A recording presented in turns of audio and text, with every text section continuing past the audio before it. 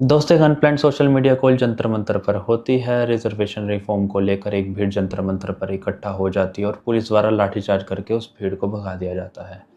लेकिन चंद घंटों के इस आंदोलन से पूरा इकोसिस्टम साइलेंस हो जाता है। नेता चाहे सत्ता पक्ष का विपक्ष का हो, एक अजब सी खामोशी दोनों को घेर लेती है। प्राइम टाइम डिबेट से नेता लोग भागते हुए नजर आते हैं और रिजर्वेशन प्राइम टाइम डिबेट का एक मुख्य हिस्सा बन जाती है।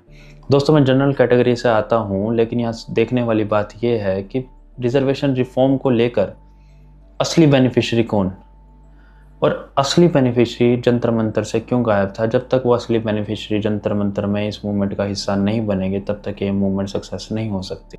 तो दोस्तों, रिजर्वेशन रिफॉर्म का असली बेनिफिशियरी कौन, ये जानने के लिए हमें रिजर्वेशन रिफॉर्म की प्रमुख मांगों को देखना होगा।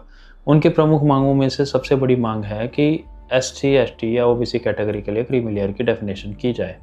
तो सम केसेस में OBC में वो ऑलरेडी एग्जिस्ट करती है, पर ये क्रीमी लेयर की डेफिनेशन ज़्यादा व्यापक हो और SC, ST कैटेगरी के लिए भी इसको इंक्लूड किया जाए। तो पहले जानते हैं कि क्रीमी लेयर क्या होती है। दोस्तों, क्रीमी लेयर की डेफिनेशन बिल्कुल सिंपल है। जो इकोनॉमिकली सक्षम हो गए हैं, उन्हें रिजर्व कैटेगरी के लाभ ना मिले और ये रिजर्व कैटेगरी के लाभ करीब SC, ST लोगों तक पहुँच पाए। अभी क्रीमी लेयर की डेफिनेशन से जनरल कैटेगरी को क्या लाभ हो रहा है।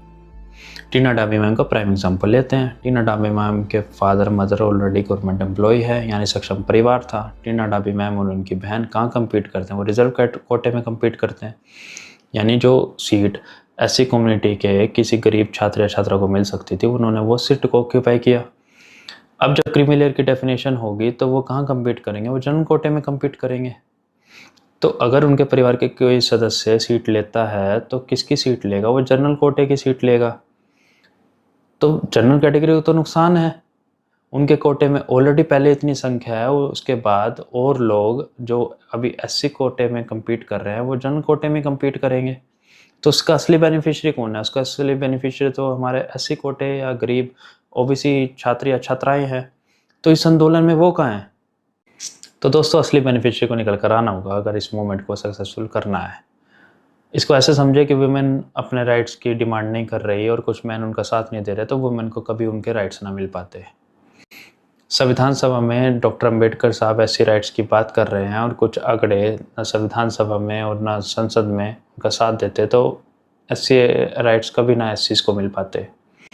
राजा राम मोहन राय अगर सती प्रथा की कुरीतियों के खिलाफ खड़े ना होते तो कभी सती प्रथा की कुरीति को खत्म नहीं किया जा सकता था। अगर मुस्लिम महिलाओं का वाइडर कंसेंसस ना होता तो ट्रिपल तलाक बिल को लागू नहीं किया जा सकता था। अश्वेत लोग अपने अधिकारों की डिमांड कर रहे हैं और कुछ श्वेत लोग उन्होंने जब उनका साथ दिया तब जाकर ये